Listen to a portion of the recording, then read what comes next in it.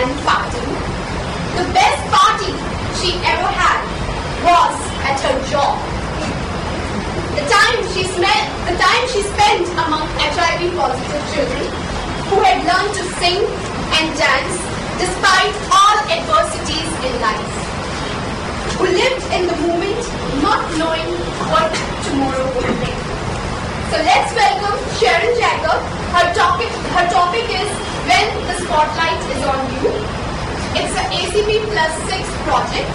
She is delivering project 2 from the manual title Speciality Speeches. The objective of her speech is to uplift the spirits. Sharon will be evaluated by Akil Sood. I would like to ask Akil Sood to explain her objectives.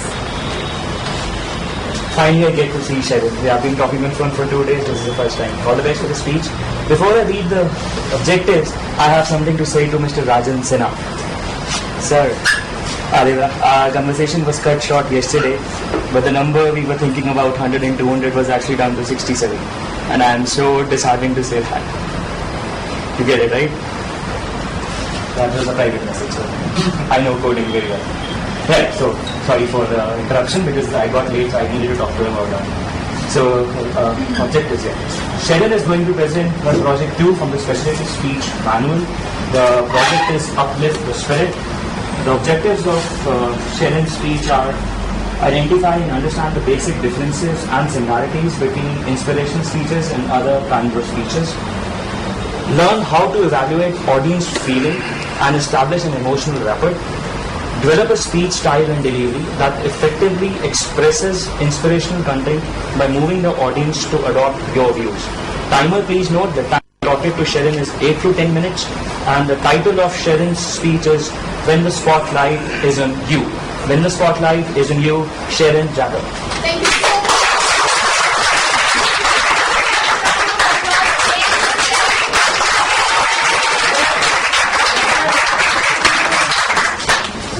Everyone loves to be in the spotlight, but at the right time and at the right place. I love it too, but somehow I always end up in the spotlight at a wrong place and a complete wrong. Let me tell you how. It was May 2007. I just tried my first job. I was so kicked and excited about it, especially when they told me that I was supposed to go to Rural Rajasthan.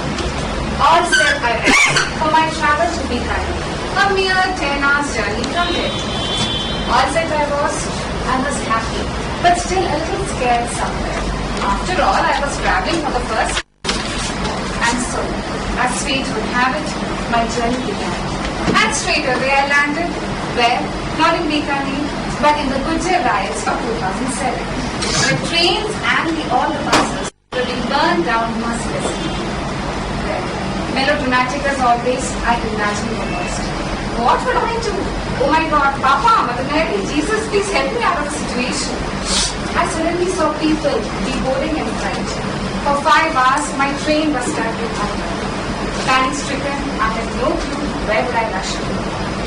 Now let me tell you, my dear friends, I have always been a very shy and a quiet traveler. I refuse to speak to everyone while traveling. At my wits' end, I had to just abandon my shyness and I befriended this young lady who was traveling with her dad. I flashed my educational credentials, won her heart with my innocent background, and behold, she told me, in case anything happens, just come with me. I was so happy and I managed to find a respite. Thankfully, the situation became a little bit okay, for the train took a U-turn and a different route to Bikaner. A 10 hours journey turned into 24 hours. And still, I didn't reach Bikaner. I landed up in some god-forsaken town called Ramnagar, 4 hours away from Bikaner.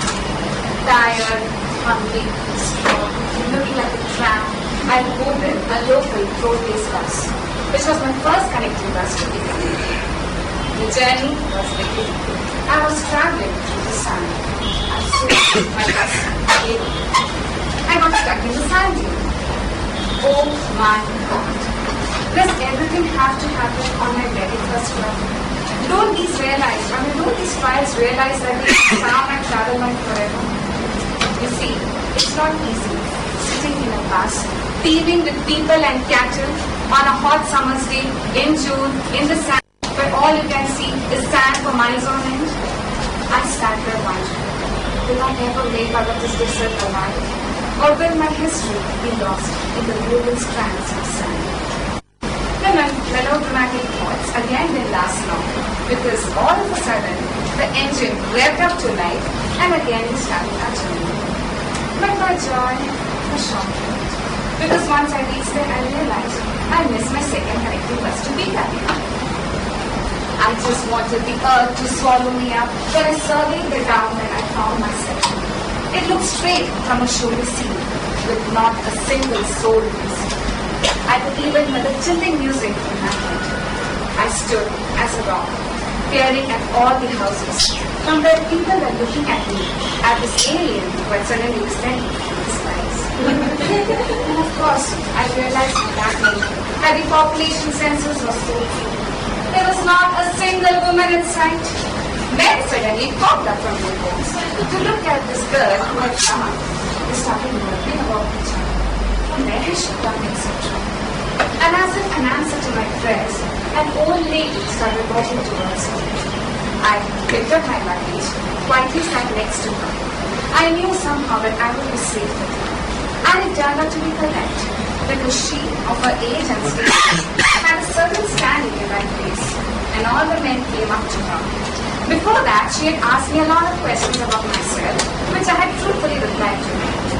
She was my new spokeswoman, because everybody asked questions to her, she replied to them, and I sat in peace.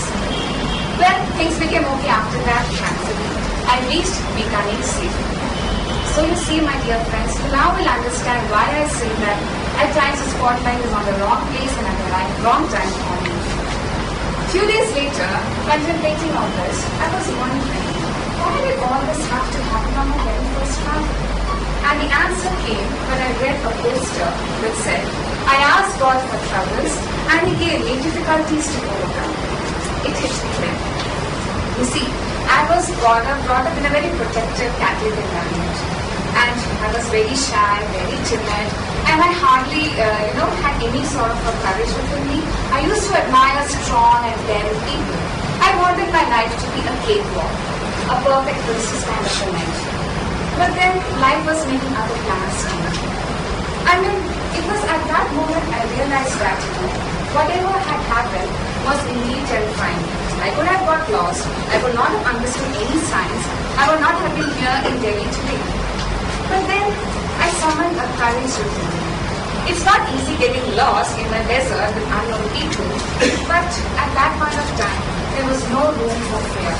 There was no room for shyness. I had to abandon it all.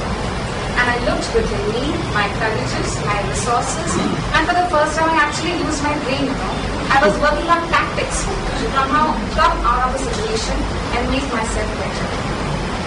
Now, well, it's not like, I've had very good travels after that.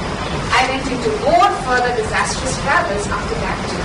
For instance, I can safely boast of having missed buses in the mountains, traveling on the Muna in a moonlit night with a complete stranger in a backward district, not romantic.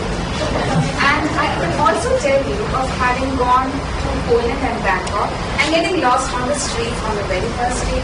And most recently, I landed at Kolkata at 3 a.m. in the morning, all alone. Well, life has always sort of thrown up all kinds of situations, but I have loved every minute of it. Why? It made life so adventurous, it made life so interesting, and it made me so courageous. So much so that my father no longer bothers about me. I miss his pampering, but then he knows his little girl has grown up and she will make her way in this world someday. And all along this journey, intertwined closely with it, was a realization that there is someone over there who is watching out for me. For the one above always sent help in the form of a miraculous stranger from unknown sources, or a kind stranger who was there to take me through that journey. At that point of time, I was really confused. I didn't understand why trouble seemed to come up at my door on the very first travel. But I realized that those troubles had not come in I would not have understood its real purpose, its real meaning. I also began to believe that everything that happens in your life happens for a reason. Because at that point of time, the pain is blind, it's intense. We all go through troubles only. Is it easy to go through suffering? It's not. But once you overcome them with your strength and courage, you will realize that they are there for a purpose. For me, I was a very shy and a very timid girl. I could not even speak to strangers, and look at what all I had to go through. And once I used my resources, and when I asked for strength, but it came in different way. It didn't come with a shield or a sword or anything. It came from within. And I know today that from shy to shell, I am today a stronger being. Well, it's not easy when you go to the murky waters, troubled waters of life. But once you see through them, you reach the calm shores, you will realize that life was worth living. It is magical. It is beautiful. It makes you feel so alive, just as we heard in the movie.